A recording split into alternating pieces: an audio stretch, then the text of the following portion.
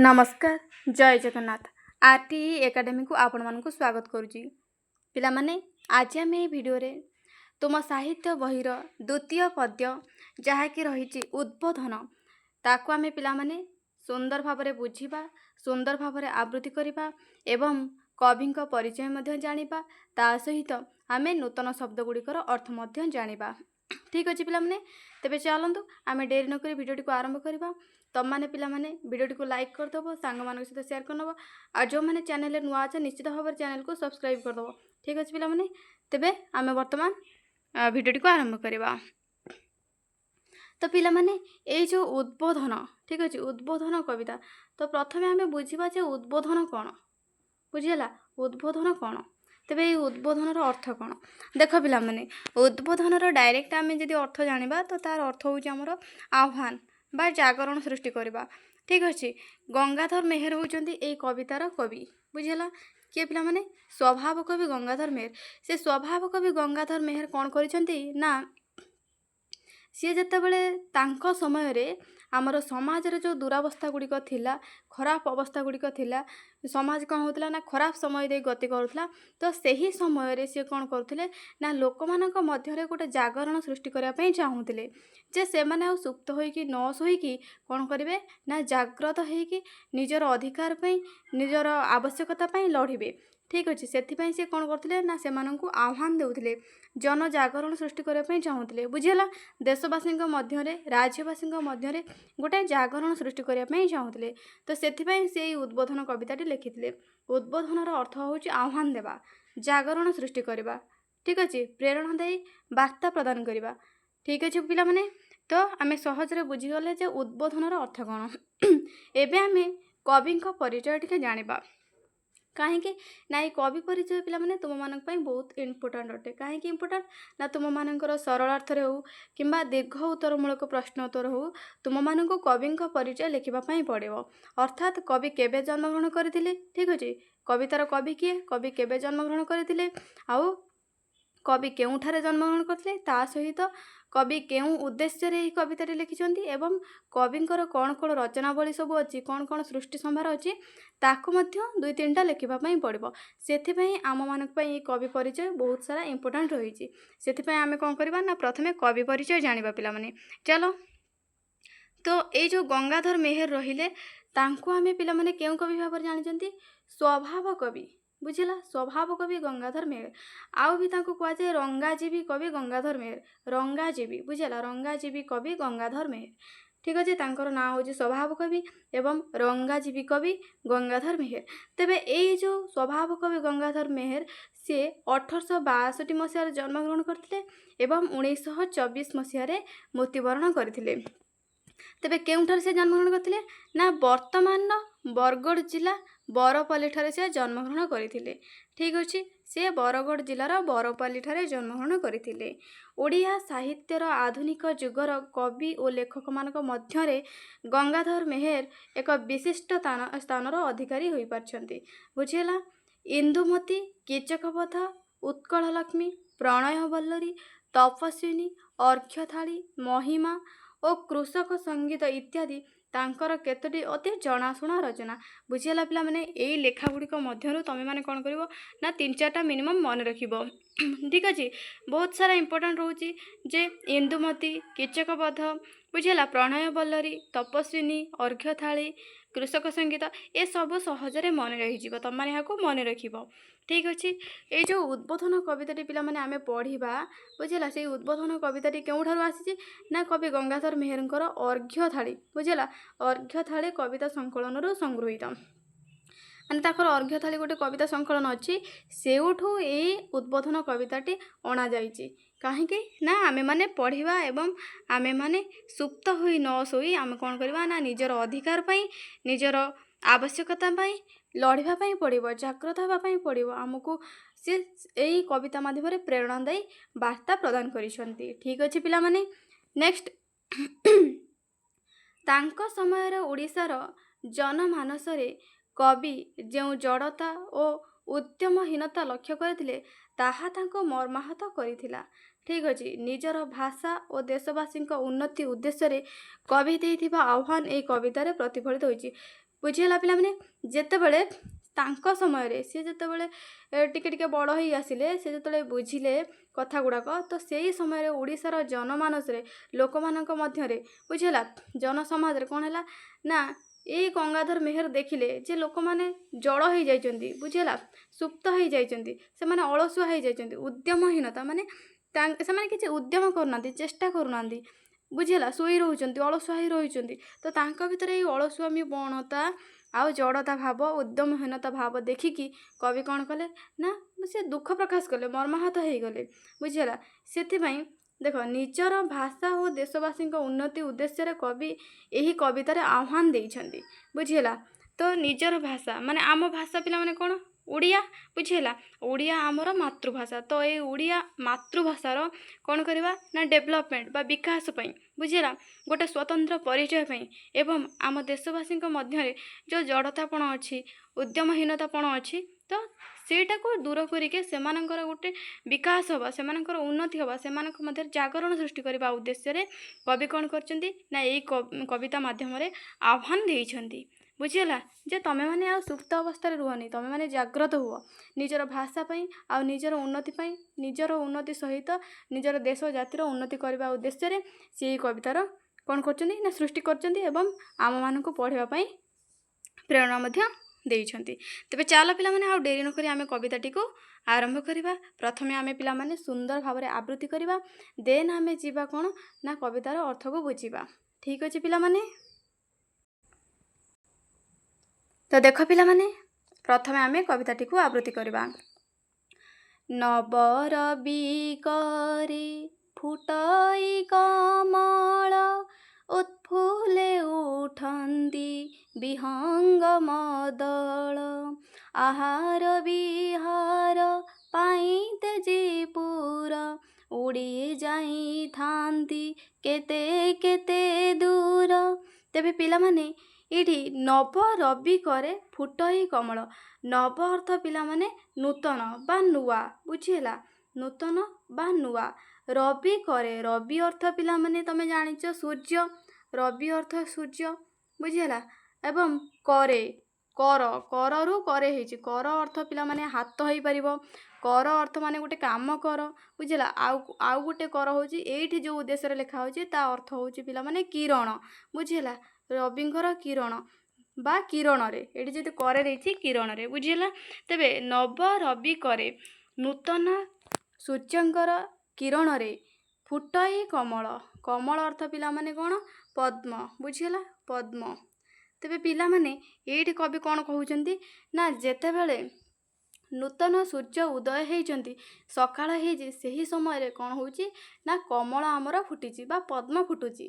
ଉତ୍ଫୁଲେ ଉଠନ୍ତି ବିହଙ୍ଗ ମଦଳ, ଉତ୍ଫୁଲେ ମାନେ ଆନନ୍ଦରେ, ବୁଝିହେଲା ଆନନ୍ଦର ସହିତ, ଆନନ୍ଦରେ, ବୁଝିହେଲା ଆନନ୍ଦରେ, ଆନନ୍ଦର ସହିତ କ'ଣ ହେଉଛି ନା ଉଠନ୍ତି ବିହଙ୍ଗ ମଦଳ, ବିହଙ୍ଗ ମଦଳ ମାନେ ଆମର କ'ଣ ପିଲାମାନେ ପକ୍ଷୀ, ହେଲା ପକ୍ଷୀମାନେ, ପକ୍ଷୀ ଦଳ, ସେମାନେ କ'ଣ କରୁଛନ୍ତି ନା ଉତ୍ଫୁଲ୍ଲେ ଉଠୁଛନ୍ତି, ଆହାର ବିହାର ପାଇଁ ତେଜିପୁର, ଉଡ଼ି ଯାଇଥାନ୍ତି କେତେ କେତେ ଦୂର, ବୁଝିହେଲା ପିଲାମାନେ।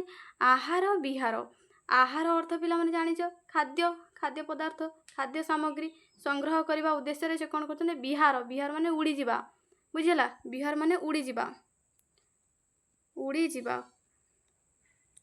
ତ ପାଇଁ ତେଜିପୁର, ତେଜି ଅର୍ଥ ତ୍ୟାଗ କରି, ତ୍ୟାଗ କରି, ପୁର, ପୁର ଅର୍ଥ ପିଲାମାନେ ବାସସ୍ଥାନ ବା ସେ ଯେଉଁଠି ପକ୍ଷୀମାନେ ଯେଉଁଠି ବାସ କରୁଛନ୍ତି, ବୁଝିହେଲା ବାସସ୍ଥାନ,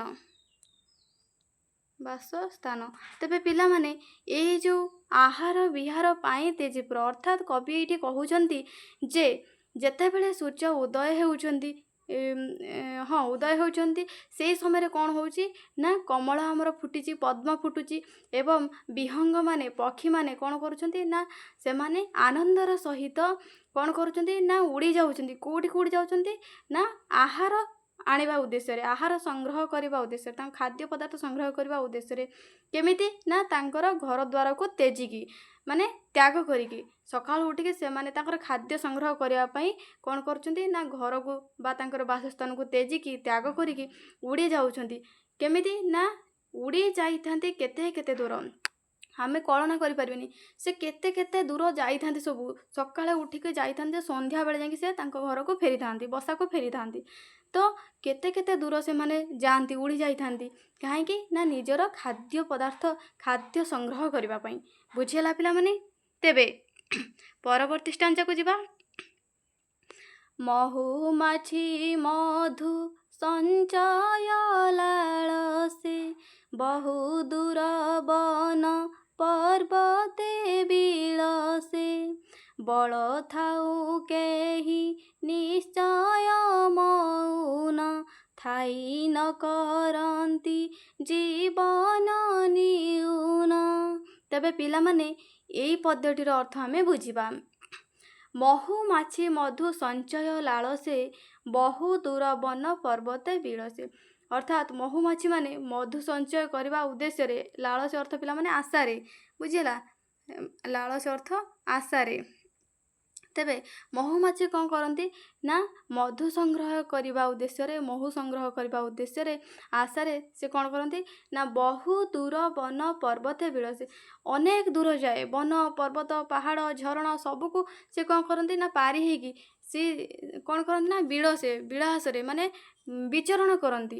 ବୁଝିଲା? ସେଇଠି ସେ କ'ଣ କରନ୍ତି ନା ବିଚରଣ କରନ୍ତି, ବିଚରଣ କରିବା ହେଲା, ବିଚରଣ କରିବା, ବିଳସ ଅର୍ଥ ବିଚରଣ କରିବା। ବୁଝିଗଲା? ତ ସେଇ ମହୁମାଛି ମାନେ ମଧୁ ସଞ୍ଚୟ କରିବା ପାଇଁ ଲୋକମାନଙ୍କୁ, ମାନେ ଦେଖ ସେମାନେ ମଧୁ ସଞ୍ଚୟ କାହିଁ କରୁଛନ୍ତି? ଆମମାନଙ୍କ ପାଇଁ, ଆମର କ'ଣ ଭଲ ପାଇଁ, ଆମର ହିତ ପାଇଁ, ଆମକୁ ସେମାନେ ସେବା ଯୋଗାଇବା ପାଇଁ, ଆମର ସାହାଯ୍ୟ କରିବା ପାଇଁ। ତେବେ ସେମାନେ କ'ଣ କରୁଛନ୍ତି ନା କେତେ କଷ୍ଟ କରିକି, କେତେ ଦୂର ଦୂରାନ୍ତର ପର୍ଯ୍ୟନ୍ତ ବନ ପର୍ବତ ସେ ଯାହା ବି ରହିଲା ଝରଣା ବିଲ ସବୁକୁ ସେ କ'ଣ କରନ୍ତି ନା ବିଚରଣ କରିକି ସବୁ ଉପରେ ଉଡ଼ି ଯାଇକି ସେମାନେ କ'ଣ କରନ୍ତି ନା ସେମାନେ ମଧୁ ସଞ୍ଚୟ ଲାଳସରେ ଯାଇଥାନ୍ତି, ମଧୁ ସଞ୍ଚୟ କରିଥାନ୍ତି। ବୁଝିଲା? ବଳ ଥାଉ କେହି ନିଶ୍ଚୟ ମୌନ, ଥାଇ ନ କରନ୍ତି ଜୀବନ ନିଉନ। ଯେତେବେଳେ ଯାଏ ଆମ ଦେହରେ ବଳ ଅଛି, ବୁଝିଲା, ଆମେ କ'ଣ କରିବା ଆବଶ୍ୟକ? କର୍ମ କରିବା ଆବଶ୍ୟକ ପିଲାମାନେ। ବୁଝିଲା? ଆମେ କ'ଣ କରନ୍ତି ନା ଭଗବାନଙ୍କ ଉପରେ ସବୁ ଛାଡ଼ି ଦିଅନ୍ତି, ଯାହା ସେ ଭଗବାନ କରିବେ ଆଉ। ମୁଁ ହେଉଛି, ତମେ ମାନେ ଭାବୁଛ କ'ଣ ପିଲାମାନେ ଆମେ ପାଠ ପଢ଼ିବାନି, ଆଉ ପାଠ ନ ପଢ଼ିକି କ'ଣ କରିବା ନା ଲାଷ୍ଟକୁ ଯେତେବେଳେ ପରୀକ୍ଷା ଆସେ ସେତେବେଳେ ତମମାନେ କ'ଣ କର, ମନ୍ଦିରକୁ ପଳାଅ, ଯାଇକି ଠାକୁରଙ୍କୁ ଜୁହାର ହୁଅ, ଚିତା ଚନ୍ଦନ ଲଗାଅ, ଲଗେଇକିନା ଏ ମା ମୋତେ ଟିକେ ପାସ୍ କରିଦିଅ ପରୀକ୍ଷାରେ। ସେମିତି ହୁଏନି ପିଲାମାନେ। ତମେମାନେ ପରିଶ୍ରମ କରିକି ଯଦି ଏବେଠାରୁ ପଢ଼ିଥିବ, ନିଶ୍ଚିତ ଭାବରେ ତମକୁ ସେତେବେଳେ କ'ଣ କରିବାକୁ ପଡ଼ିବ ନା ଭଗବାନଙ୍କୁ ନ ଡାକିଲେ ମଧ୍ୟ ତମେ ଯେହେତୁ କର୍ମ କରିଛ, ନିଶ୍ଚିତ ଭାବରେ ତମର ଫଳ ମିଳିବ।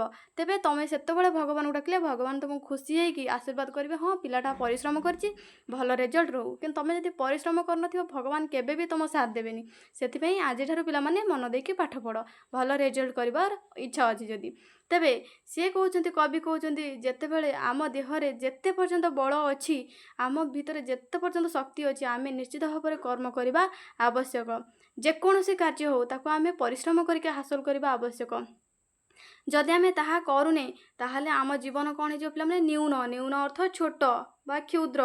ଆମ ଜୀବନ ଛୋଟ ହେଇଯିବ, ଆମେ ସଂକ୍ଷିପ୍ତ ଜୀବନ ଜିଉଛନ୍ତି। ବୁଝିଲା? ଆମେ କ'ଣ କରୁଛନ୍ତି ନା ସଂକୀର୍ଣ୍ଣ ଜୀବନ ଜିଉଛନ୍ତି, ଛୋଟ ଜୀବନ ଜିଉଛନ୍ତି। ଆମକୁ ଯେଉଁ ଭଗବାନ କ'ଣ କରୁଛନ୍ତି ନା ଶ୍ରେଷ୍ଠ ପ୍ରାଣୀର କ'ଣ କରୁଛନ୍ତି ନା ସ୍ଥାନ ଦେଇଛନ୍ତି, ଆମେ ସବୁଠାରୁ ଶ୍ରେଷ୍ଠ ପ୍ରାଣୀ। କିନ୍ତୁ ଆମେ ଯଦି କର୍ତ୍ତବ୍ୟ କରିବା ନାହିଁ, ତେବେ ଆମେ କ'ଣ ହେଇଯିବା? ଛୋଟ ହେଇଯିବା, କ୍ଷୁଦ୍ର ହେଇଯିବା ସମସ୍ତଙ୍କ ଦୃଷ୍ଟିରେ, ସମସ୍ତଙ୍କ ନଜରରେ। ତେଣୁ ଆମକୁ କ'ଣ କରିବାକୁ ପଡ଼ିବ ନା କର୍ମ କରିବା ପାଇଁ ପଡ଼ିବ। ଅଳସୁଆ ହେବା ପାଇଁ ଆମର କ'ଣ କରିବା? ଇଚ୍ଛା କରିବା କଥା ନୁହେଁ। ଆମେ ସବୁବେଳେ ପରିଶ୍ରମ କରିବା ଦରକାର। ତେବେ ପରବର୍ତ୍ତୀ ଷ୍ଟାଞ୍ଜାକୁ ଆମେ ଯିବା ପିଲାମାନେ। କବି ଏଇ ଷ୍ଟାଞ୍ଜାରେ ପୁଣି କହୁଛନ୍ତି, ସୁପ୍ତ ସିଂହ ମୁଖେ ନ ପଶେ ଆହାର, ଶ୍ରମେ ପିପିଲିକା ପୁରାଏ ଭଣ୍ଡାର, ମେଲିଥିଲେ ପାଟି ଶୋଇ ବୃକ୍ଷ ତଳେ, ବୃକ୍ଷଚ୍ୟୁତ ଫଳ ନ ପଡ଼େ କବଳେ। ତେବେ ପିଲାମାନେ ଏଇଠି କବି ଗୋଟେ ସୁନ୍ଦର ଷ୍ଟାଞ୍ଜାଟେ ଲେଖିଛନ୍ତି। କ'ଣ କହିଛନ୍ତି ପିଲାମାନେ? କବି କହିଛନ୍ତି, ସୁପ୍ତ ସିଂହ ମୁଖେ ନ ପଶେ ଆହାର। ସୁପ୍ତ ମାନେ ପିଲାମାନେ ଶୋଇ ରହିଥିବା, ବୁଝିଲା? ଶୋଇ ରହିଥିବା, ସିଂହ ମୁଖରେ ଶୋଇ ରହିଥିବା, ସୁପ୍ତ ଅର୍ଥ ପିଲାମାନେ ଶୋଇ ରହିଥିବା, ବୁଝିଲା? ଶୋଇ ରହିଥିବା ସିଂହ ମୁଖରେ ନ ପଶେ ଆହାର, न पशे आहार आहार माने खाद्य पदार्थ जानिच तमे माने पिला माने सिंह केते शक्तिशाली से काले बणर राजा समस्ते तांको बणरे डरंती सब प्राणी माने किंतु से जदि सोई रहिबो से जदि किछि कर्म करिबो नै ता खाद्य पदार्थ संग्रह करे पई से जदि परिश्रम करिबो नै तेबे ता मुहरे ता पाटिरे केबे भी आहार आसिकी आपे आपे पसि जीवो नाही। श्रमे पिपीलिका पुराए भंडार श्रमे माने परिश्रम करिकी बुझिला पिला माने श्रम अर्थ परिश्रम परिश्रम करिकी कौन करे पिपीलिका पिपीलिका होची पिला माने हमरा पिंपुड़ी बुझिला पिला माने पिंपुड़ी देख पिला माने पिंपुड़ी केते क्षुद्र हमर प्राणीटीए छोटिया जीवटीए तो सी कौन करची ना परिश्रम करिकी तार कौन भंडार माने भंडार अर्थ पिला माने खाद्य सामग्री जोटी रखा जाए खाद्य सामग्री रखा जाउतबा स्थान लिखि दियो पिला माने टिके टिके खातारे वार्ड गुड़िकर अर्थ खाद्य सामग्री बुझला खाद्य सामग्री रखिबा स्थान हला खाद्य सामग्री रखिबा स्थान बुझीगला पिला माने तो यही जो पिंपुड़ी छोटिया जीवटे केते क्षुद्र जीवटे सी कौन करुच्ची ना परिश्रम करिकी तार भंडार बा खाद्य सामग्री रखिबा स्थान को सी पुरई दउची जेतेबेले वर्षा समय आसीबो से समय सी कौन करिवो ना बाहर को आउ जाई परिबो नाही परिश्रम करि परिबोनी एवं खाद्य संग्रह करि परिबोनी तेणु सी ता पूर्वरु बुझेला पिला ता पूर्वर कौन कर ना से परिश्रम करके ता खाद्य भंडार को बुझेला ताको से पुरैकी रखुची जेमिति कि आउ माने कौन असुविधा समय रे झड़ बात्या जो आसुथबो सेही समय रे सी आउ निजर कौन खाद्य बिना मरिबो नाही तेणु सी आगुरु ही सेति सचेतन अछि परिश्रम करके तार भंडार को सी पुरई दउची संपूर्ण कर दउची पुराय माने संपूर्ण करबा भरी दबा बुझेला पिला माने मेली थिले पाटे सोई वृक्ष तले वृक्षच्युत फल न पड़े कबले कवि मध्य आहुरी सुंदर लाइन दुईटी कहले जे मेली थिले पाटी सोई वृक्ष तले जदि पिला माने आमे गछ तले जाइके सोई पड़िबा आउ पाटी की मेला करदबा पाटी की मेला करिके आमे कौन करबा ना गछ तले सोई पड़िबा तेबे पिला माने वृक्षच्युत माने वृक्षरु कौन हबो ना विच्युत होथुबा फलटी बा वृक्षरु छिड़ी आसुथबा फलटी कौन हबो ना आम पाटी रे पड़िबो नाही कबले अर्थ पिला माने कबल अर्थ होची पाटी बुझला कबले माने पाटी रे तेबे वृक्षरु जो वृक्षच्युत फल वृक्षरु जो फलटा छिड़ुची सी जदि आपे आपे छिड़ुची से आपे आपे छिड़ुथबा फलटी भी कौन हबो ना आम पाटी रे आसिकी आपे आपे पड़िबो नाही बुझला अर्थात कवि एठी कहउचंती जे आमको खाइबा पई हेले आमको परिश्रम करिया पई पड़िबो फलटा पड़ुथिले फलटा को जाके आनिके आम पाटी पर्यंत आमको नबाको पड़िबो तेबे जाके आमे खाई परिबा वृक्ष पाखरे जदि वृक्ष तले जाके आमे सोई पडुचंती पाटी को मेलेगी तथापि मध्य वृक्षच्युत फल कौन हबो ना आम पाटी रे पड़िबो नाही बुझिला पिला माने हाँ नेक्स्ट स्टांजा को आमे जिबा गज सिंह व्याघ्र देहे अछि बल तांको बांधे नर प्रकाशी कौशल कौशल जनक ज्ञान अटे सीना जनमी न पारे ज्ञान भाषा बिना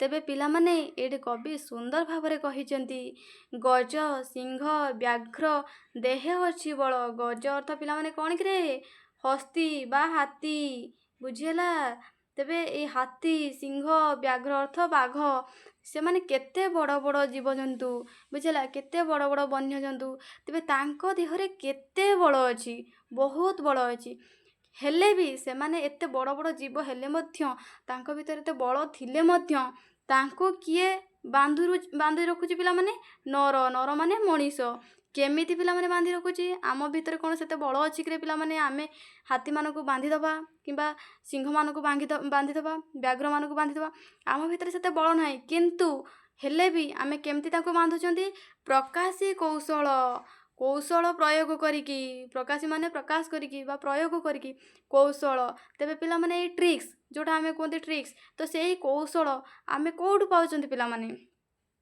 कौशल जनक ज्ञान अटे सीना जनमी न पारे भाषा ज्ञान भाषा बिना देख पिला माने सेई जो कौशल आमे कहले कौशल द्वारा कौशल प्रयोग करिके आमे एते बड़ बड़ जीवजंतु को आम अख्तियार रे रखी पारचंती आम आयत रे रखी पारुचंती कंट्रोल करि पारछन से मानकु आमे तेबे से कौशल कोठु आसी पिला माने कौशल जनक होचे ज्ञान तेबे कौशल कोठु आसुची पिला माने क्वेश्चन आसीबो शॉर्ट क्वेश्चन बुझिला तो ज्ञान रु ही आसुची तेबे कौशलर जनक होचे ज्ञान से कौशलर जनक जेतु ज्ञान ज्ञान भी आमको आहरण करिया पड़िबो तेबे पिला माने ज्ञान पुणी कोठु आसीबो ज्ञान आमे केमती ग्रहण करिबा तो जन्मी न पारे ज्ञान भाषा बिना तेबे पिला माने सबुठु इम्पोर्टेंट कोउटा आमर भाषा बुझिला पिला माने जदि आमे भाषा शिखुचंती तेबे आमे ज्ञान मध्य शिखि पारिबा एवं जदि आमे ज्ञान शिखि पारचंती तेबे आमे कौशल मध्य शिखि पारिबा तेबे पिला माने सबुठु इम्पोर्टेंट कोउटा भाषा बुझिला कौशलर जनक होची ज्ञान आ ज्ञान आमे कोउठु पाइबा भाषा शिखिले बुझिला ज्ञान बिना कोन हबो ना भाषा बिना ज्ञान हमर जन्मी पारिबो नाही भाषा बिना आमे ज्ञान ग्रहण करि पारिबा नाही बुझिला ज्ञान अर्जन करि पारिबा नाही तेबे पिला माने भाषा जोटा आमे कौन करती ना ये भाषा माध्यम रे ही आमर मनर भाव को आमे अन्य मानक निकट रे प्रकाश करिथांदी तेबे ही भाषा को आमे लिखित भाव रे हो किबा मौखिक भाव रे हो आमे कौन करती ना अन्य मानक निकट रे प्रकाश करती तेबे आमे जो कौशल प्रयोग करिबा कौशल प्रयोग करी के जीवजंतु मानक आमे आम अख्तियार रे रखंती बांधी पारंती तो सेही कौशल कोठु आछी ना ज्ञान ठारू जन्म नउची ज्ञान होची तार जनक कौशलर जनक होची ज्ञान एवं ये ज्ञान जन्म नउची कोठु ना भाषा ठारू तेबे सबुठी इम्पोर्टेंट होची पिला माने भाषा बुझिएला भाषा बिना आमे कोन करिबा ज्ञान ग्रहण करि परिबा नाही के ज्ञान जदि आमे अर्जन करि परिबा नाही ताहाले आमे पाखरे कौशल मध्य आसी परिबो नाही कौशल मध्य आमे पाई परिबा नाही बुझिएला पिला माने देन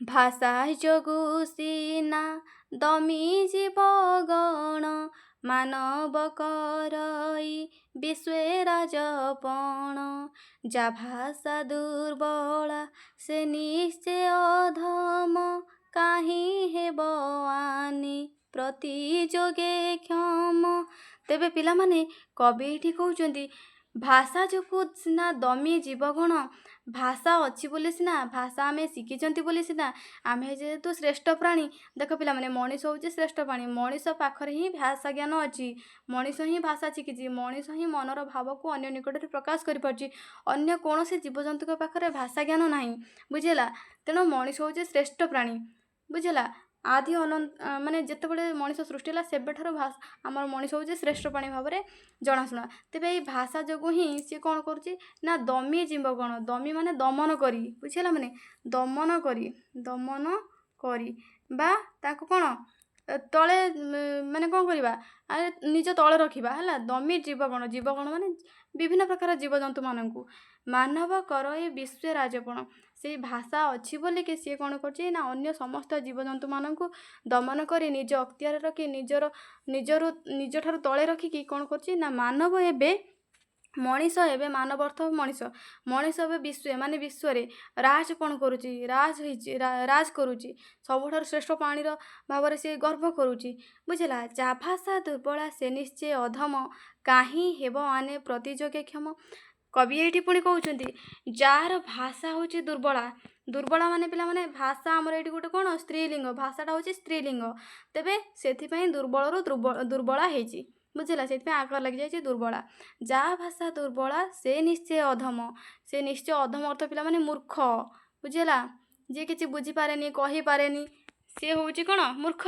तेबे जार भाषा होउची दुर्बल से होउची अधम से होउची मूर्ख से निश्चय मूर्ख अटे काहेकि ना जेतु तार भाषा ज्ञान नाही तेबे ता पाखरे कोन नाही पिला माने ज्ञान मध्य नाही जदि ज्ञान नाही ता पाखरे कौशल मध्य नाही तेबे से मूर्ख काहि हेब आने प्रतियोगे क्षम जदि से भाषा जानी नाही बुझिला कथा कहि पारु नाही कथा बुझी पारु नाही बुझिला मूर्ख अटे से ताले से केमिति अन्य मानक सहित आने माने अन्य मानक द्वारा सॉरी अन्य मानक सहित आने अर्थ अन्य मानक सहित से केमिति अन्य मानक सहित प्रतियोगिता रे प्रतियोगी माने प्रतियोगिता रे क्षम माने सक्षम हवा समान हवा से केमिति प्रतियोगिता रे योग्य हवा अन्य मानक सहित बुझेला पिला माने जहार भाषा दुर्बला जे अन्य मानकर कथा को बुझी पार नाही अन्य मानकर निकट रे निजर मतामत को रखि पार नाही निजर अभिव्यक्ति को रखि पार नाही निजर भाव को प्रकाश करि पार नाही तबे से केमिति अन्य मानकर निकट रे बा माने कोन ଅନ୍ୟମାନଙ୍କ ନିକଟରେ ସେ କେମିତି ଯୋଗ୍ୟ ହୋଇପାରିବ, ପ୍ରତିଯୋଗିତାରେ କେମିତି କ୍ଷମ ହୋଇପାରିବ।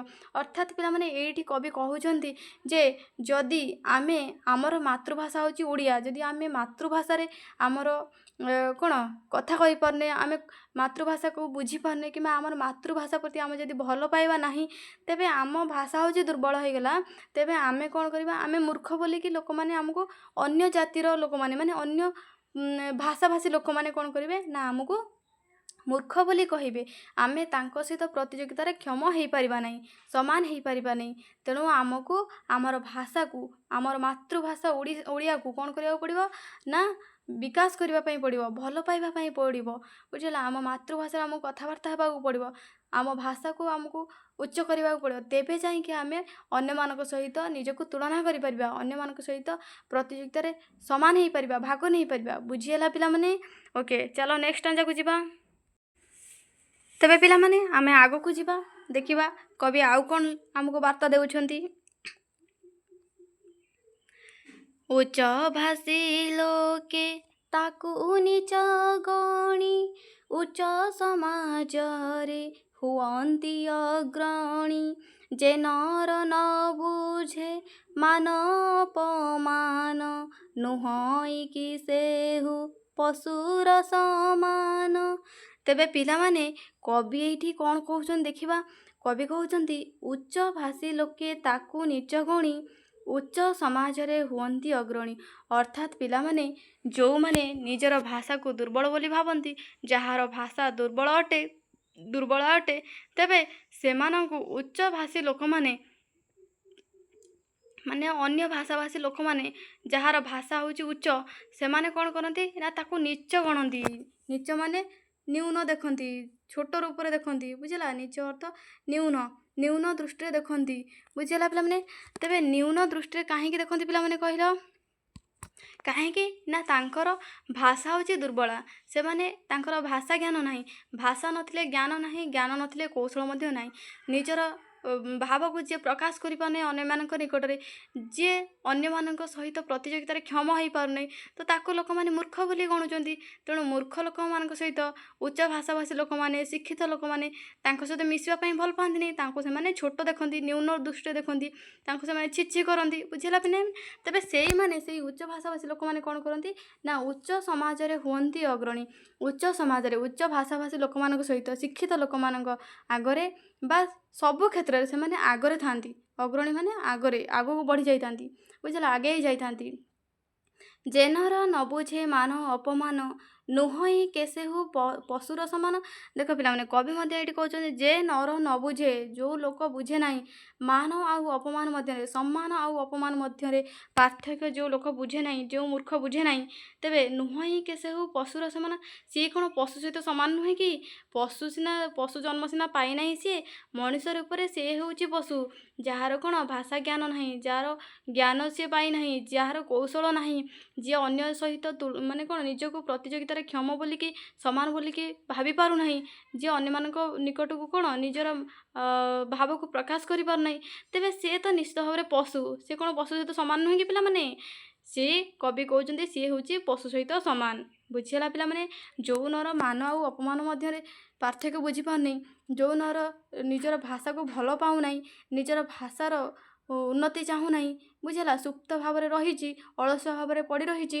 ଏବଂ କ'ଣ କରୁଛନ୍ତି କବି ଆହୁରି କହୁଛନ୍ତି ଯେ ଯେଉଁମାନେ ନିଜର ଭାଷାକୁ ଭଲ ପାଉନାହାନ୍ତି, ନିଜକୁ ଭଲ ପାଉନାହାନ୍ତି, ନିଜେ ଅଳସୁଆ ହେଇକି ରହୁଛନ୍ତି ଏବଂ ନିଜ ଦେଶ ଜାତିର ଉନ୍ନତି ପାଇଁ ଚେଷ୍ଟା କରୁନାହାନ୍ତି, ନିଜେ ଜାଗ୍ରତ ହେଉନାହାନ୍ତି, ସୁପ୍ତ ଅବସ୍ଥାରେ ପଡ଼ି ରହିଛନ୍ତି, ଯେଉଁ ନରମାନେ ମାନ ଅପମାନ ଭିତରେ ପାର୍ଥକ୍ୟ ଜାଣିପାରୁନାହାନ୍ତି, ସେଇମାନେ କ'ଣ ପଶୁ ସହିତ ସମାନ ନୁହଁ କି? ନିଶ୍ଚିତ ଭାବରେ ପଶୁ ସହିତ ସମାନ ବୋଲି କବି ପ୍ରଶ୍ନ ପଚାରୁଛନ୍ତି। ତାପରେ ଆହୁରି କବି କହୁଛନ୍ତି ଯା ଭାଷା ଦୁର୍ବଳା, କାହିଁ ତାର ଜ୍ଞାନ, କାହିଁ ତାର ରାଜ ଦୁଆରେ ସମାନ। ଉଚ୍ଚ ହେବା ପାଇଁ କର ଯେବେ ଆଶା, ଉଚ୍ଚ କର ଆଗେ ନିଜ ମାତୃଭାଷା।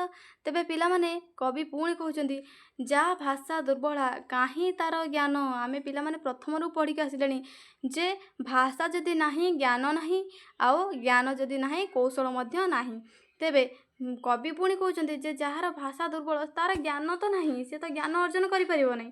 ଭାଷା ଯଦି ପିଲାମାନେ ଆମେ ଯାହା ବି ପାଠ ପଢ଼ୁଛନ୍ତି ଭାଷା ବିନା କ'ଣ ଆମେ ସେ ପାଠ ପଢ଼ିପାରିବା କି ପିଲାମାନେ? ପଢ଼ିପାରିବାନି, ଲେଖିପାରିବା ନାହିଁ, କଥା କହିପାରିବାନି, ଅନ୍ୟମାନଙ୍କୁ ଆମର ମନର କଥାକୁ ପ୍ରକାଶ କରିପାରିବାନି, ଆମେ ଯାହା ଚାହୁଁଛେ ଆମର ଅଭିବ୍ୟକ୍ତି ରଖିପାରିବା ନାହିଁ। ତେବେ ଯଦି ଆମ ଭାଷା ଦୁର୍ବଳ ହୋଇଗଲା ତେବେ ଆମେ ମଧ୍ୟ ଜ୍ଞାନ ଅର୍ଜନ କରିପାରିବା ନାହିଁ। ତେବେ କବି କହୁଛନ୍ତି ଯାହାର ଭାଷା ହେଉଛି ଦୁର୍ବଳ ତାର ଜ୍ଞାନ ସିଏ ଅର୍ଜନ କରିପାରିବନି, ତାର ଜ୍ଞାନ ନାହିଁ। ତେବେ କାହିଁ ତାର ରାଜଦୁଆରେ ସମାନ? ତେବେ ରାଜଦୁଆରରେ ତାର ସମାନ କେଉଁଠୁ ହେବ? ରାଜଦୁଆର ଅର୍ଥ ପିଲାମାନେ ଆଗରୁ କ'ଣ ଥିଲା? ରାଜ ଦରବାର ଥିଲା, ରାଜାଙ୍କର ଶାସନ ଚାଲୁଥିଲା। ଏବେ ତ ପିଲାମାନେ ରାଜା ଶାସନ ଆଉ ନାହିଁ, ବୁଝିଗଲା। ତେବେ ରାଜଦୁଆରେ ଯେଉଁ ରାଜଦୁଆରେ ଅର୍ଥ ରାଜାଙ୍କର ଦ୍ୱାରରେ ବା ମାନେ କ'ଣ ଏବେ ସେଇଟା ବୁଝିବା ଆମେ କ'ଣ ନା ସରକାରୀ ଅଫିସ୍, ସରକାରୀ ଦପ୍ତର, ବୁଝିଗଲା। ସରକାରୀ ଅଫିସ୍ ବୋଲି ଏବେ ବୁଝିବା। କାହିଁକି ନା ଏବେ ଆମର ଚାଲିଛି କ'ଣ ଡେମୋକ୍ରାଟିକ୍ ଚାଲିଛି, ମାନେ ଗଣତାନ୍ତ୍ରିକ ରାଷ୍ଟ୍ର ଆମର, ବୁଝିଗଲା। ତ ସେତେବେଳେ କ'ଣ ହେଉଥିଲା ନା ରାଜତନ୍ତ୍ର ଚାଲୁଥିଲା, ରାଜାଙ୍କର ଶାସନ ଚାଲୁଥିଲା। ତ ସେଇଥିପାଇଁ ରାଜଦୁଆରେ ତାଙ୍କର ସମାନ ଅଛି କି ନାହିଁ ବୋଲି କବି ପଚାରୁଛନ୍ତି। ସେତେବେଳେ ରାଜ ଶାସନ ଚାଲୁଥିଲା, କିନ୍ତୁ ଏବେ ଯେହେତୁ ଆମର ସରକାରଙ୍କ ଦ୍ୱାରା ଆମର ରାଜ୍ୟ ପରିଚାଳିତ ହେଉଛି, ତେଣୁ ଏବେ ଆଉ ସେ ମାନେ କ'ଣ ରାଜଦୁଆର ଆଉ ନାହିଁ, ଏବେ କିନ୍ତୁ ହେଇଯାଇଛି ସରକାରୀ ଦପ୍ତର ବା ସରକାରୀ ଅଫିସ୍। ତେବେ ସେଇ ସରକାରୀ ଅଫିସ୍ରେ ସମାନ କାହିଁ? ଅର୍ଥାତ୍ ପିଲାମାନେ କବି ଏଠି କହୁଛନ୍ତି ଯଦି ଆମେ ଆମର ଭାଷାକୁ ମାନେ କ'ଣ ବିକାଶ କରିବା ନାହିଁ, ଭାଷାର ଉନ୍ନତି କରିବା ନାହିଁ, ଆମ ନିଜର ଉନ୍ନତି କରିବା ନାହିଁ, ଆମ ଦେଶ ଜାତିର ଉନ୍ନତି କରିବା ନାହିଁ, ଆମେ ନିଜେ ଅଳସୁଆ ହେଇକି ପଡ଼ି ରହିବା, ତେବେ ଆମକୁ କେଉଁଠି ବି ସମ୍ମାନ ମିଳିବ ନାହିଁ, ବୁଝିଲା। ସରକାରୀ ଅଫିସ୍ ଦେଖ ପିଲାମାନେ, ତମେ ଯଦି କବି ଏଠି କହୁଛନ୍ତି ଯେ ଆମେ ଯଦି ଆମ ଭାଷାକୁ ଆମେ କ'ଣ କରିବା ଡେଭଲପ୍ କରିବା ନାହିଁ, ବିକାଶ କରିବା ନାହିଁ, ତାହେଲେ ଆମକୁ କେଉଁଠି ବି ସମ୍ମାନ ମିଳିବ ନାହିଁ, ବୁଝିଲା। କେହି ବି ଆମକୁ ସମ୍ମାନ ଦେବେ ନାହିଁ। ଉଚ୍ଚ ଭାଷାଭାଷୀ ଲୋକମାନେ ଆମକୁ ନୀଚ ଦେଖେଇବେ, ନ୍ୟୁନ ମନେ କରିବେ, ଆମକୁ ଥୁ ଥୁ କରିବେ, ବୁଝିଲା। ତ ସେଥିପାଇଁ ଆମକୁ କ'ଣ କରିବାକୁ ପଡ଼ିବ ନା ଆମ ଭାଷାକୁ ଉନ୍ନତି କରିବା ପାଇଁ ପଡ଼ିବ, ଭାଷାକୁ ଉଚ୍ଚ କରିବା ପାଇଁ ପଡ଼ିବ। ଉଚ୍ଚ ହେବା ପାଇଁ କର ଯେବେ ଆଶା, ଉଚ୍ଚ କର ଆଗେ ନିଜ ମାତୃଭାଷା। ସେଥିପାଇଁ କବି କହି ଦେଉଛନ୍ତି ଯଦି ତୁମେ ଉଚ୍ଚ ହେବା ପାଇଁ ଆଶା କରୁଛ, ବଡ଼ ମଣିଷ ହେବା ପାଇଁ ଆଶା କରୁଛ, ତେବେ ପ୍ରଥମେ ଆଗେ ନିଜ ମାତୃଭାଷାକୁ ଉଚ୍ଚ କର। ପିଲାମାନେ ସର୍ଟ କୋଶ୍ଚିନ୍ ଆସିବ ଯେ କବି ଗଙ୍ଗାଧର ମେହେର, ବୁଝିଲା, ଉଦ୍ବୋଧନ କବିତା ମାଧ୍ୟମରେ କାହାକୁ ଉନ୍ନତ କରିବା ପାଇଁ ଉଚ୍ଚ କରିବା ପାଇଁ କହିଛନ୍ତି, ଯାହାଫଳରେ ତୁମେ ନିଜେ ମାନେ କ'ଣ ଉଚ୍ଚ ହେଇପାରିବ। ତ ପିଲାମାନେ ଏଠି ମାତୃଭାଷାକୁ ଉଚ୍ଚ କରିବା ପାଇଁ କହିଛନ୍ତି, ବୁଝିଲା। କବି କହି ଦେଉଛନ୍ତି, ଡାଇରେକ୍ଟ କବି କହି ଦେଉଛନ୍ତି ଯେ ତୁମେ ଯଦି ଉଚ୍ଚ ହେବା ପାଇଁ ଚାହୁଁଛ ନିଶ୍ଚିତ ଭାବରେ ତୁମେ ତୁମର ମାତୃଭାଷାକୁ ଉଚ୍ଚ କର। ଭାଷା ବିନା ତୁମେ କେବେ ବି ଜ୍ଞାନ ଅର୍ଜନ କରିପାରିବ ନାହିଁ। ଜ୍ଞାନ ନଥିଲେ ତୁମ ପାଖରେ କୌଶଳ ମଧ୍ୟ ରହିବ ନାହିଁ। ତେବେ ତୁମେ କେଉଁଠି ବି କ'ଣ ପ୍ରତିଯୋଗିତାରେ ସମ ହେଇପାରିବ ନାହିଁ, କ୍ଷମ ହେଇପାରିବ ନାହିଁ, ବା ପ୍ରତିଯୋଗୀ ଅନ୍ୟମାନଙ୍କ ସହିତ ପ୍ରତିଯୋଗିତା କରିପାରିବ ନାହିଁ, ବୁଝିହେଲା ପିଲାମାନେ। ନାହିଁ ଯେବେ ହୃଦେ ଉଚ୍ଚ ଅଭିଳାଷ, କର ଆମୋଦର ପଲଙ୍କେ ବିଳାସ, ପ୍ରତିବେଶୀଙ୍କର ଚରଣ ପ୍ରହାର, ଚିହ୍ନ ଶ୍ରେଣୀ କର ବକ୍ଷ ଦେଶେ ହାର। ତେବେ ପିଲାମାନେ ଏଇଠି କବି ଆହୁରି ସୁନ୍ଦର ଭାବରେ କହିଛନ୍ତି ଯେ ନାହିଁ ଯେବେ ହୃଦେ ଉଚ୍ଚ ଅଭିଳାଷ, କର ଆମୋଦର ପଲଙ୍କେ ବିଳାସ। କବି କହୁଛନ୍ତି ଯଦି ତୁମ ହୃଦୟରେ ବା ତୁମ ମନରେ କିଛି ବି ଉଚ୍ଚ ଅଭିଳାଷ ନାହିଁ, ତୁମେ କିଛି ବି ମାନେ ଉପରକୁ ଉଠିବା ପାଇଁ ଚାହୁଁନ, ତୁମର କିଛି ଆଶା ନାହିଁ, ଅଭିଳାଷ ନାହିଁ, ବୁଝିଲା, ଆମ୍ବିସନ୍ ନାହିଁ ତୁମ ମନରେ, ତାହେଲେ ତୁମେ କ'ଣ କର ନା କର ଆମୋଦର ପଲଙ୍କେ ବିଳାସ। ମାନେ ଆମୋଦର ମାନେ କ'ଣ ମଜା, ଆନନ୍ଦ, ବୁଝିଲା, ଆନନ୍ଦ ଉପଭୋଗ କରିବା କେଉଁଠି ନା ପଲଙ୍କରେ। ବିଳାସ, ବିଳାସ ମାନେ ଆମେ କ'ଣ ଆମର ହେଉଛି କ'ଣ କବି କହୁଛନ୍ତି ଯେ ପଲଙ୍କରେ ଶୋଇକି, ବୁଝିଲା, ବିଳାସମୟ ପଲଙ୍କରେ ଶୋଇକି ତୁମେମାନେ ଖୁସି ହୁଅ, ଆନନ୍ଦ ନିଅ, ମଜା ନିଅ, ନିଜ ଜୀବନକୁ ଏନ୍ଜୟ କର, ବୁଝିଲା। ଯଦି ନିଜ ହୃଦୟରେ କିଛି ବି ଅଭିଳାଷ ନାହିଁ, ଉଚ୍ଚ ଅଭିଳାଷ ନାହିଁ, ଜୀବନରେ କିଛି ବନିବାର ନାହିଁ, କିଛି ଏମ୍ ତୁମର କିଛି ନାହିଁ, ଆମ୍ବିସନ୍ କିଛି ତୁମର ନାହିଁ, ତେବେ ତୁମେମାନେ କ'ଣ ହୁଏ ନା ବିଳାସପୂର୍ଣ୍ଣ ଆନନ୍ଦମୟ ଆମର ପଲଙ୍କରେ ଶୋଇକି ତୁମେ ତୁମର ଲାଇଫ୍କୁ ଏନ୍ଜୟ କର। ପ୍ରତିବେଶୀଙ୍କର ଚରଣ ପ୍ରହାର, ଚିହ୍ନ ଶ୍ରେଣୀକର ବକ୍ଷ ଦେଶେ ହାର। ଅର୍ଥାତ୍ କବି ଏଇଠି କହୁଛନ୍ତି ଯେ ପ୍ରତିବେଶୀଙ୍କର ଚରଣ ପ୍ରହାର, ପଡ଼ୋଶୀଙ୍କର, ପ୍ରତିବେଶୀ ଅର୍ଥ ପିଲାମାନେ ପଡ଼ୋଶୀ, କ'ଣ ପିଲାମାନେ ପଡ଼ୋଶୀ। ତେବେ କବି କହୁଛନ୍ତି ପଡ଼ୋଶୀଙ୍କର ଚରଣ ପ୍ରହାର, ଚରଣ ଅର୍ଥ ପାଦ, ପ୍ରହାର ଅର୍ଥ ପ୍ରହାର, ପିଟିବା, ବୁଝିଲା, ମାରିବା। ତ ସେ କହୁଛନ୍ତି କି ପ୍ରତିବେଶୀଙ୍କର ଚରଣ ପ୍ରହାରକୁ ସହିଯାଅ, ମାନେ ପ୍ରତିବେଶୀ ଏଠି କବି କାହା ଉଦ୍ଦେଶ୍ୟରେ କହୁଛନ୍ତି ନା ପଡ଼ୋଶୀମାନଙ୍କ ଉଦ୍ଦେଶ୍ୟରେ। ତ କେଉଁ ପଡ଼ୋଶୀଙ୍କ କଥା କହୁଛନ୍ତି? ଆମ ଘର ଚାରିପଟେ ଯେଉଁ ପଡ଼ୋଶୀ ଅଛନ୍ତି ସେମାନଙ୍କ କଥା ନାଇଁ ପିଲାମାନେ। ପଡ଼ୋଶୀ ଅର୍ଥ ଏଠି ପିଲାମାନେ ଅନ୍ୟ ଭାଷାଭାଷୀ ଲୋକମାନଙ୍କ କଥା କୁହାହେଉଛି। ଆମ ଭାଷା ଯେହେତୁ ଯଦି ଆମେ ଆମ ଭାଷାକୁ ଦୁର୍ବଳ ବୋଲି ଭାବିବା, ଆମ ଭାଷାକୁ ଉନ୍ନତି କରିବା ନାହିଁ, ତେଣୁ ଅନ୍ୟମାନେ କ'ଣ କରିବେ? ଆମକୁ ନ୍ୟୁନ ଦେଖାଇବେ, ଛୋଟ ଦେଖାଇବେ। ତ ସେହି ଉଚ୍ଚ ଭାଷାଭାଷୀ ଲୋକମାନେ କ'ଣ କରିବେ ନା ଆମକୁ ପାଦ ପ୍ରହାର କରିବେ, ଆମକୁ ନ୍ୟୁନ ଦେଖାଇବେ। ତ ସେଇମାନଙ୍କ ଚରଣ ପ୍ରହାରକୁ ତମେମାନେ କ'ଣ କର ନା ସହିଯାଅ। କବି ଏହା କହୁଛନ୍ତି ଯଦି ତମେମାନେ ତମ ଭିତରେ କିଛି ଉଚ୍ଚ ଅଭିଳାଷ ନାହିଁ, ତମମାନେ ସେଇଥିପାଇଁ ତମେ କ'ଣ କର ନା ବିଳାସପୂର୍ଣ୍ଣ ଆନନ୍ଦମୟ ପଲଙ୍କରେ ଶୋଇକି ତମେମାନେ ତମ ଲାଇଫକୁ ଏନ୍ଜୟ କର ବୋଲି କବି କହୁଛନ୍ତି। ଆଉ ପ୍ରତିବେଶୀମାନଙ୍କର ଚରଣ ପ୍ରହାରକୁ ମଧ୍ୟ ସହିଯାଅ। ଆହୁରି କବି କହୁଛନ୍ତି ଯେ ଚିହ୍ନ ଶ୍ରେଣୀକର ବକ୍ଷ ଦେଶ ହାର, ଅର୍ଥାତ୍ ଚିହ୍ନ ଶ୍ରେଣୀକର ବକ୍ଷ ଦେଶ ହାର ମାନେ କବି ଏଇଠି କହୁଛନ୍ତି ଯେ ତମେମାନେ ଚିହ୍ନ, ତମର ମାନେ କ'ଣ ତମ ଲାଇଫକୁ ତମେ ଚିହ୍ନ, ତମ ଭାଷାକୁ ତମେ ଚିହ୍ନ, ତମ ଭାଷାର ଉନ୍ନତି କର, ନିଜର ଉନ୍ନତି କର, ବୁଝିଲା। ଏବଂ ନିଜ ଦେଶ ଜାତିର ଟେକ ରଖ, ନିଜ ରାଜ୍ୟର ଟେକ ରଖ, ମାତୃଭାଷାକୁ ଉଚ୍ଚ କର ଏବଂ ନିଜର ମନରେ ଉଚ୍ଚ ଅଭିଳାଷ ରଖ। ଆଉ ଯେଉଁମାନେ ତମ ସହିତ ସମକକ୍ଷ ମାନେ ତମ ଭଳିଆ ମାତୃଭାଷାକୁ ଭଲ ପାଉଥିବେ ଏବଂ ନିଜ ମନରେ ଉଚ୍ଚ ଅଭିଳାଷ ଥିବ, ସେମାନେ ନିଜେ ଜାଗ୍ରତ ହେଇଥିବେ, ସୁପ୍ତ ଅବସ୍ଥାରେ ଶୋଇନଥିବେ, ତ ସେଇମାନଙ୍କର କ'ଣ କରିବ ନା ସେଇ ତୁମରି ଶ୍ରେଣୀର ଲୋକମାନଙ୍କୁ ତୁମ ବକ୍ଷ ଦେଶରେ ହାର କର। ବକ୍ଷ ଦେଶ ମାନେ ହୃଦୟରେ ତାଙ୍କର ଚିହ୍ନକୁ ରଖ ବା ତାଙ୍କ କଥା ତମେ ହୃଦୟରେ ଭାବ ଏବଂ ତମେମାନେ ସମସ୍ତେ ଉଚ୍ଚ ହେବା ପାଇଁ ଚେଷ୍ଟା କର ବୋଲି କବି କହିଛନ୍ତି। ବୁଝିହେଲା ପିଲାମାନେ? ତ ନେକ୍ସଟ ଆମେ ଯିବା। ଉଚ୍ଚ ପଦ ପାଇଁ ଡାକିଲେ ରାଜନ, କେତେ ଜଣ ଅଛ ତହିଁକି ଭାଜନ, ପ୍ରତିବେଶୀଙ୍କର ସହିତ ତୁଳନା, ତହିଁରୁ ବୁଝିବ ନିଜେ କେଡ଼େ ଦିନ। ତେବେ ପିଲାମାନେ କବି ଏଇଠି କହିଛନ୍ତି କ'ଣ କହିଲ ପିଲାମାନେ? କବି କହୁଛନ୍ତି କି କରିଅଛ ପୁଣି ମାତୃଭାଷାହୀନ। ଦେଖ ପିଲାମାନେ କବି ଏଇଠି କହୁଛନ୍ତି କେତେ ଜଣ ଅଛ ତହିଁକି ଭାଜନ। କବି ଏଇଠି କହୁଛନ୍ତି ଉଚ୍ଚ ପଦ ପାଇଁ ଡାକିଲେ ରାଜନ, କେତେ ଜଣ ଅଛ ତହିଁକି ଭାଜନ, ପ୍ରତିବେଶୀଙ୍କର ସହିତ ତୁଳନା। ଦେଖ ପିଲାମାନେ କବି ଏଇଠି କହୁଛନ୍ତି ଉଚ୍ଚ ପଦ ପାଇଁ। ଯଦି ପିଲାମାନେ ଏବେ କ'ଣ ହେଉଛି ନା ସବୁ ନିଯୁକ୍ତି ଯେତେବେଳେ ହେଉଛି, ନିଯୁକ୍ତି ପ୍ରକ୍ରିୟା ଯେତେବେଳେ ହେଉଛି, ଏବେ ଆମର କ'ଣ ହେଉଛି ନା ଆମର ଏକ୍ଜାମ୍ ହେଉଛି, ଏଣ୍ଟ୍ରାନ୍ସ ହେଉଛି, ଏଣ୍ଟ୍ରାନ୍ସ ଟେଷ୍ଟ ମାଧ୍ୟମରେ ନିଯୁକ୍ତି ହେଉଛି। ତେବେ ଏଣ୍ଟ୍ରାନ୍ସ ଟେଷ୍ଟରେ ଯେଉଁମାନେ କ୍ୱାଲିଫାଏ କରୁଛନ୍ତି, ଯେଉଁମାନେ ଅଧିକ ମାର୍କସ୍ ରଖୁଛନ୍ତି, ତ ସେଇମାନଙ୍କୁ ହିଁ ଜବ୍ ମିଳୁଛି କି ନାହିଁ? ତ ସେଇ ସମୟରେ କ'ଣ ହେଉଥିଲା, ଏବେ ଯେହେତୁ ସରକାରୀ ଚାକିରି ମିଳୁଛି, ରାଜତନ୍ତ୍ର ଏବେ ଆଉ ଚାଲିନାହିଁ, ଏବେ ଆମର ଗଣତନ୍ତ୍ର ଚାଲିଛି। ତ ସେ ସମୟରେ କ'ଣ ହେଉଥିଲା, କବି ଯେଉଁ ସମୟରେ ଲେଖୁଛନ୍ତି ଏଇ କବିତାଟା, ସେ ସମୟରେ ଆମର କ'ଣ ହେଉଥିଲା ନା ରାଜତନ୍ତ୍ର ଚାଲିଥିଲା, ରାଜାମାନଙ୍କର ଶାସନ ଚାଲିଥିଲା। ତ ସେଥିପାଇଁ କବି କହୁଛନ୍ତି କି ଯଦି କିଛି ଉଚ୍ଚ ପଦ ପାଇଁ ଡାକିଲେ ରାଜନ, ରାଜନ ଅର୍ଥ ରାଜା, ବୁଝିଗଲା। ସେ ସମୟରେ ରାଜା, ଏ ସମୟରେ ପିଲାମାନେ ତମେ ବୁଝିବ ଯେ ସରକାର।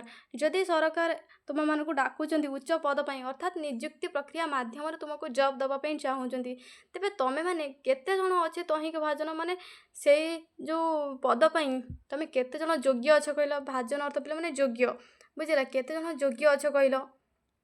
ଯଦି ଏଗୁଣା ରାଜନ ଡାକିବେ ବା ସରକାର ଡାକିବେ ଉଚ୍ଚ ପଦ ଦେବା ପାଇଁ ତୁମମାନଙ୍କୁ, ତ ତୁମେମାନେ କେତେ ଜଣ ସେଥିପାଇଁ ଯୋଗ୍ୟ ଅଛ? ପ୍ରତିବେଶୀଙ୍କର ସହିତ ତୁଳନା, ବୁଝିଲା। ପ୍ରତିବେଶୀଙ୍କର ସହିତ ତୁଳନା ମାନେ ପଡ଼ୋଶୀମାନଙ୍କର ସହିତ, ପଡ଼ୋଶୀ ଭାଷାଭାଷୀ ଲୋକମାନଙ୍କ ସହିତ ନିଜକୁ ତୁଳନା କରିକି ଦେଖ ଯେ ତହିଁରୁ ବୁଝିବ ନିଜେ କେଡ଼େ ଦିନ।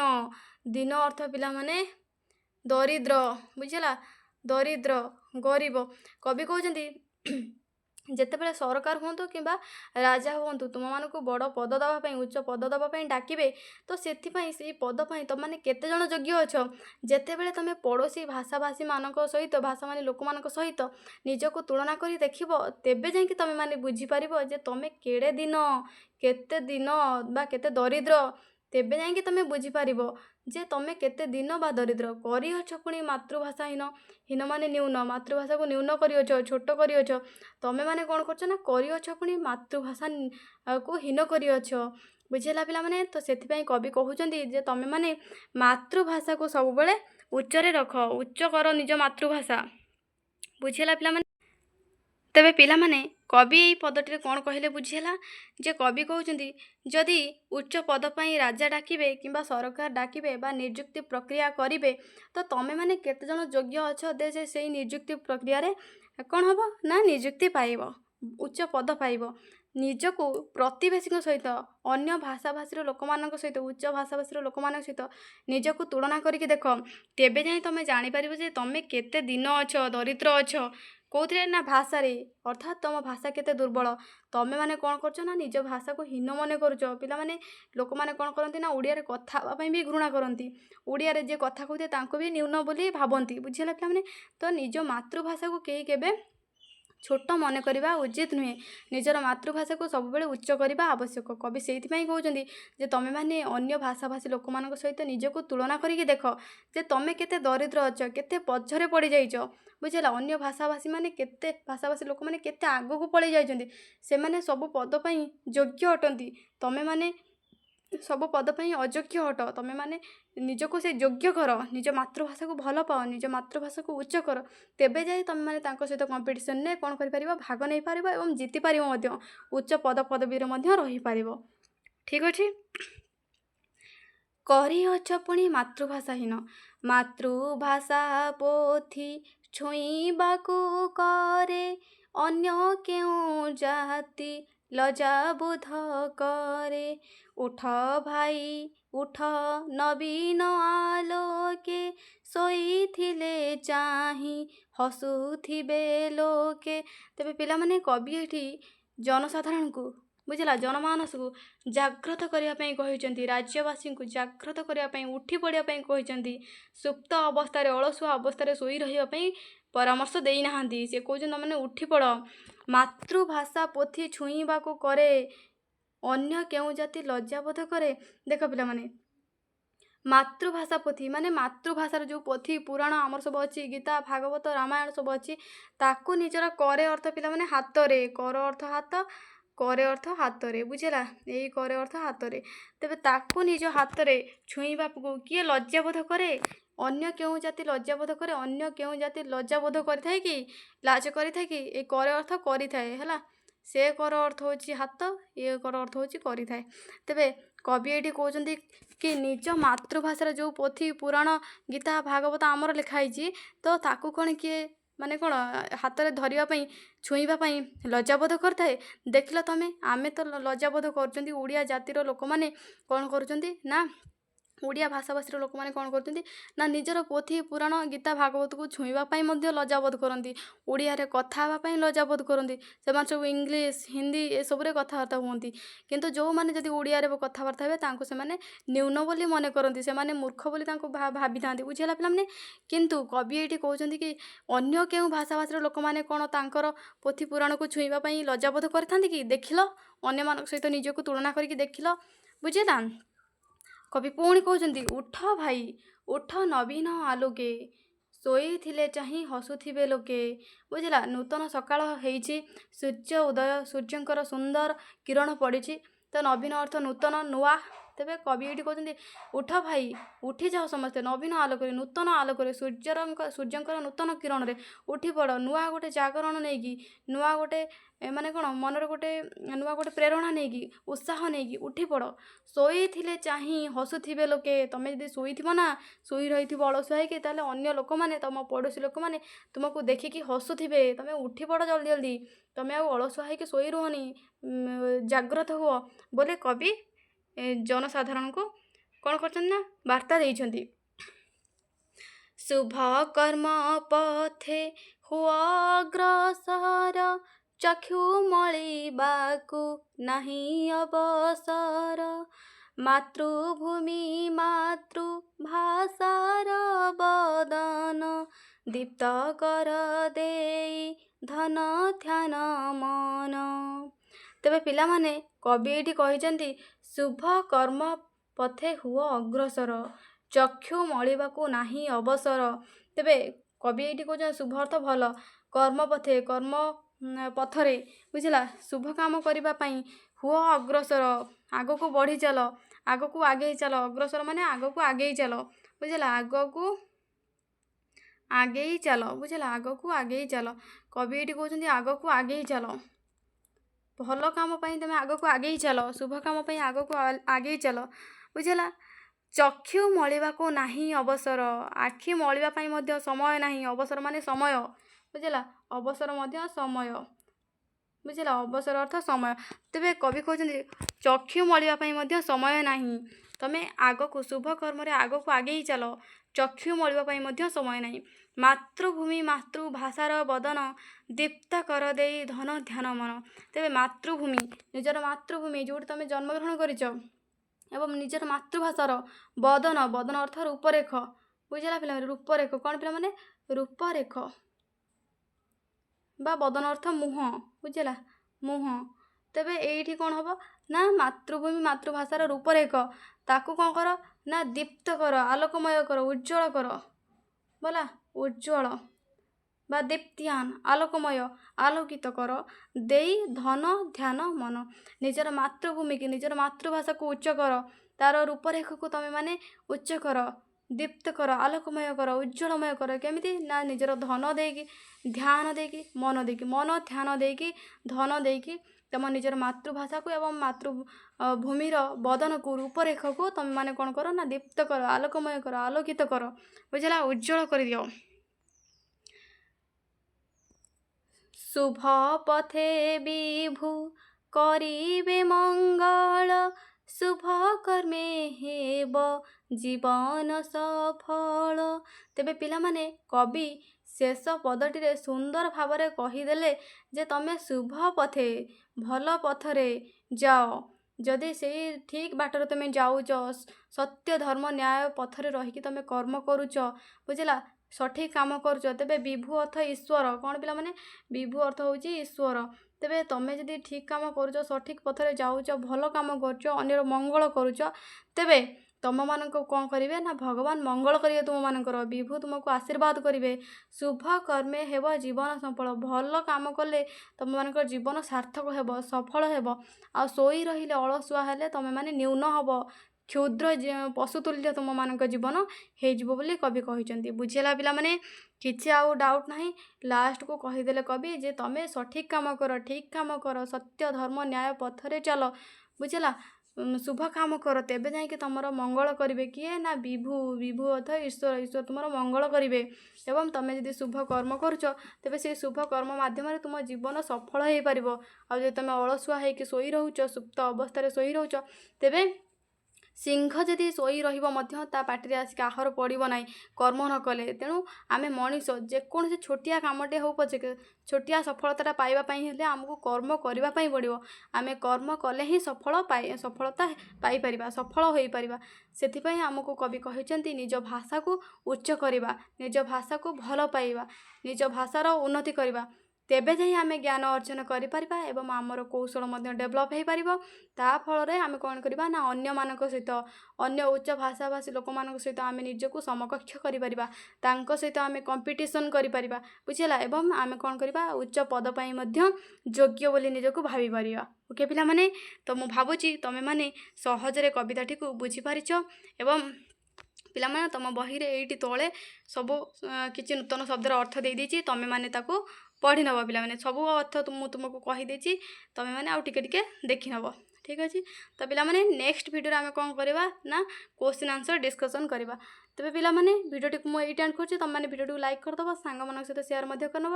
ଆଉ ଯେଉଁ ପିଲାମାନେ ଚ୍ୟାନେଲରେ ନୂଆ ଅଛ, ନିଶ୍ଚିତ ଭାବରେ ଚ୍ୟାନେଲକୁ ସବସ୍କ୍ରାଇବ୍ କରିଦେବ, କାରଣ ଏହି ଚ୍ୟାନେଲ ମାଧ୍ୟମରେ ତୁମେମାନେ ତୁମ ଏକ୍ଜାମ୍ ପାଇଁ ପ୍ରିପାରେସନ୍ ଜାରି ରଖିପାରିବ। ଠିକ୍ ଅଛି ପିଲାମାନେ, ଧନ୍ୟବାଦ।